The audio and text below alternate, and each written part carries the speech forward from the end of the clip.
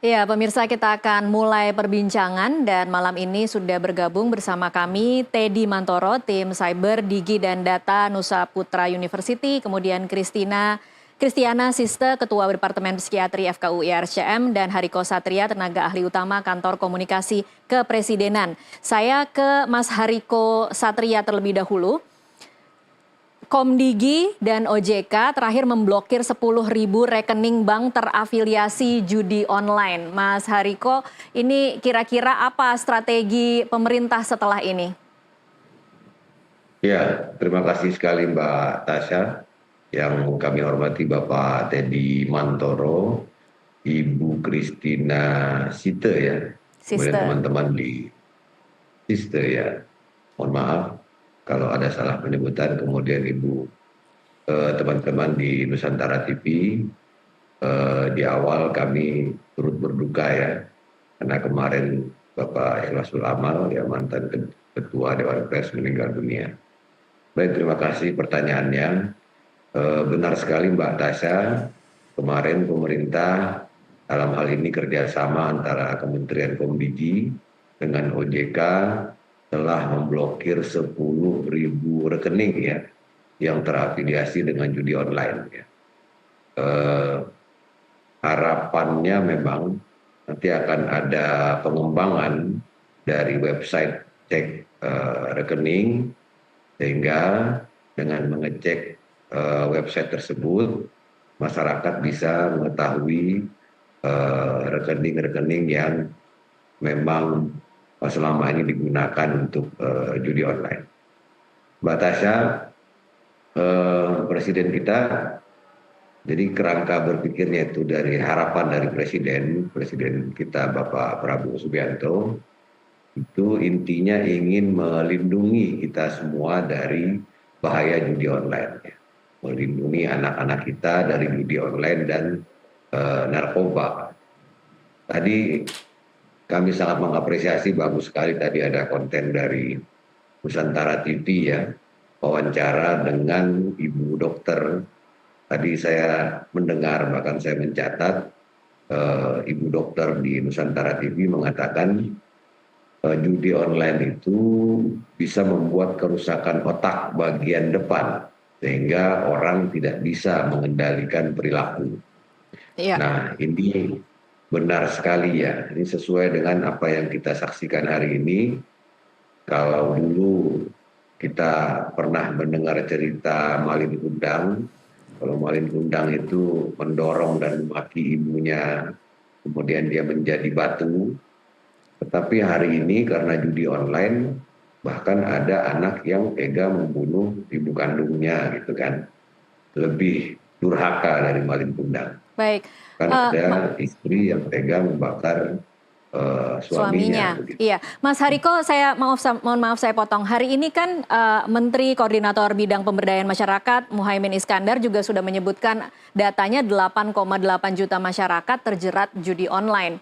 10.000 rekening bank yang diblokir kemudian menjadi tidak ada artinya kalau kita melihat angka yang sebenarnya ya, Mas Hariko. Ya, 10.000 rekening yang diblokir merupakan sebuah upaya yang sangat serius dari Kementerian Komdigi, kemudian berbagai upaya-upaya lainnya yang dilakukan oleh kepolisian juga, Kejaksaan Agung dan lain sebagainya. Tentu saja ini sangat signifikan apa yang sudah dilakukan ya. Karena sejak pertama kali ada internet di Indonesia tahun 1994 sebetulnya sudah ada judi.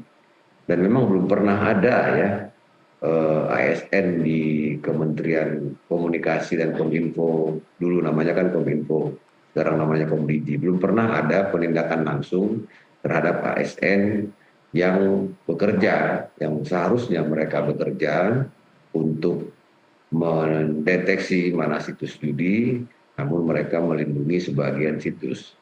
Baik. Intinya Bapak Presiden Prabowo mengatakan tidak ada yang kebal aturan, terus beliau mendorong para aparat penegak hukum, tidak ada yang kebal aturan, siapapun yang melanggar akan ditindak. Baik, Mas Hariko, tapi kembali ke pertanyaan saya di awal, apa kira-kira strategi pemerintah setelah ini? Ya, Saat ini kepolisian sedang melakukan pendalaman, kemudian berbagai kementerian membuat fakta integritas, merapikan dari dalam, karena ini semuanya terkait ya. Jadi Asta Cita yang ketujuh itu pencegahan dan pemberantasan judi online, narkoba, korupsi, penyelundupan itu sangat terkait. Baik. Maksudnya begini, bagaimana mungkin kita akan mencegah memberantas judi online dan narkoba, sementara ASN, oknum ASN yang bertugas, oknum aparat yang bertugas memberantas itu tidak kuat menahan untuk tidak korupsi. Oke, Hanya baik. Bapak Presiden Prabowo mengatakan keserakahan dan kerakusan adalah penyebab utama seorang ASN atau seorang pejabat itu korupsi dan menyalahgunakan jabatan. Baik, saya geser dulu ke Pak Teddy sekarang, Mas Hariko. Pak Teddy, kalau menurut Anda efektif tidak sih sebenarnya cara pemblokiran 10.000 rekening bank yang sudah dilakukan oleh Komdigi dan OJK? Ya, terima kasih Mbak Tasya. Jadi cukup efektif, tapi tidak bisa menuntaskan berbagai masalah yang ada ya. Karena bagi kami ini melihat situasi yang sekarang berkembang begitu, itu memang berkurang, tapi yang tumbuh juga luar biasa gitu. Iya. Saya ingin sampaikan beberapa data-data dulu yang ada di saya yang bisa saya tangkap ya Mbak. Iya, silakan Pak. Iya, jadi PPATK misalnya, ini akumulasi perputaran uang terkait judi online itu bayangkan ya, 327 triliun, itu 2023. Sekarang ini, tiba-tiba ini menjadi naiknya begitu drastis sekali. Ya. Nah, kemudian berikutnya lagi, dari Januari sampai September, ini baru Januari sampai September ya, itu dari data PPATK menjadi 280 triliun. Itu uang yang super gajah kalau menurut saya gitu. Iya. Kemudian lagi, ini tadi sudah disampaikan juga oleh Pak Hariko, saya hanya menyampaikan datanya gitu ya. Ini ada 97.000 anggota TNI dan Polri, bayangkan, terlibat dalam aktivitas judi online. Walaupun hari ini atau beberapa hari kemarin, 1-2 hari kemarin, itu dari TNI sudah membuat satu tim khusus gitu ya, untuk menyisir para TNI dan Polri, TNI khususnya untuk TNI gitu tentu saja. Ini untuk menyisir mereka-mereka yang yang bermain judi online, termasuk ASN-nya TNI gitu. Iya. Nah, kemudian berikutnya lagi, ada kira-kira 1,9 juta pegawai swasta gitu ya. Ini 1,9 juta pegawai swasta juga ini terindikasi bermain judi online. Kemudian dari sisi pejabat ya Mbak, ini juga dahsyat ini. 461 pejabat negara itu main judi online. Ini kan makin rumit lagi persoalan. Jadi tadi waktu dibilang apakah ini signifikan tidak yang barusan dilakukan tadi ya, itu signifikan. Tapi data kita terlalu besar gitu. Iya. Nah, kemudian yang 8,8 juta orang ya Mbak ya. Ini sebetulnya kalau saya lihat ini peningkatan dahsyat ya, karena beberapa saat yang lalu di Juli 2024 itu kan masih di angka 4 jutaan. Sekarang ini naik gitu. Ada yang drop, kemudian timbulnya luar biasa gitu.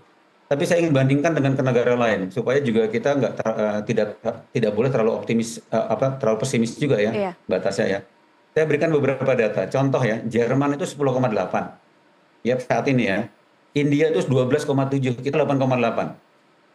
Kemudian Turki itu 16,7. Kanada itu 19,1. Terus ya Mbak, Inggris, Amerika itu di atas kita semua tuh. Nigeria apalagi 42,5. Anda mau Kemudian mengatakan bahwa ini adalah masalah yang dihadapi semua negara begitu ya Pak Teddy? Persis, ini masalah globalisasi gitu. Jadi memang di kita biasanya disebut sebagai geopolitik gitu ya. Ya. Dan itu kita tidak bisa sendiri gitu. Kenapa Mbak? Ini juga terkait dengan teknis sedikit ya. Ya. Banyak server-server itu dibuatnya di luar gitu. Begitu orang bermain di luar, mulai nih kita bicara teknis. Ada VPN yang digunakan lah dan lain sebagainya. Jadi itu juga membuat hiding buat melakukan pemblokiran yang tadi kita sampaikan gitu ya Mbak. Baik. Ya. Baik, Pak Teddy, nanti mungkin kita akan bahas lebih jauh juga bagaimana penanganan di negara-negara lain. Apakah ada best practice yang mungkin bisa kita terapkan? Tapi saya pindah dulu ke Dr. Kristiana ya, Kristiana Siste, Ketua Departemen Psikiatri FKUI RSCM. Karena hari ini kita baru tahu data bahwa saat ini RSCM merawat 172 pasien korban judi online. 126 diantaranya rawat jalan, 46 rawat inap. Dokter mungkin bisa digambarkan kondisi mereka secara umum seperti apa, yang dirawat jalan seperti apa, yang dirawat inap seperti apa, supaya kita bisa tahu apa akibat yang ditimbulkan secara fisik yang kemudian menyebabkan orang-orang yang menjadi korban judi online ini harus mendapatkan perawatan di rumah sakit. Ya, terima kasih Mbak. Jadi ini adalah data dari Januari sampai Oktober 2024. Nah, untuk rawat inap sendiri diperuntukkan bagi mereka yang memang sudah mengalami kekambuhan berkali-kali.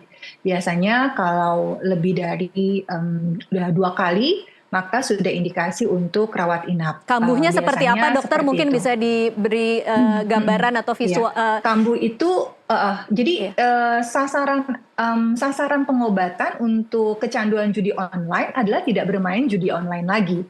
Karena tidak mungkin gitu. Jadi harus abstinensia, harus sama sekali tidak bermain judi online. Tidak ada lagi kemudian iseng-iseng, karena tidak bisa mengontrol perilaku. Jadi kalau ada kekambuhan bermain judi online lagi, untuk lebih dari 2 kali, maka sudah memasuki indikasi untuk rawat inap. Atau misalnya memasuki kekambuhan baru 1 kali, tapi di rumah tidak bisa, kemudian tidak memegang handphone, kemudian tidak bisa, tidak ada m-banking, tidak ada ATM, kemudian Apa tidak bisa kontrol. gejala fisiknya, dok, ketika mereka kemudian misalnya tidak diperbolehkan memegang handphone dan tidak boleh memiliki akses kepada m-banking, apa yang terjadi kepada mereka?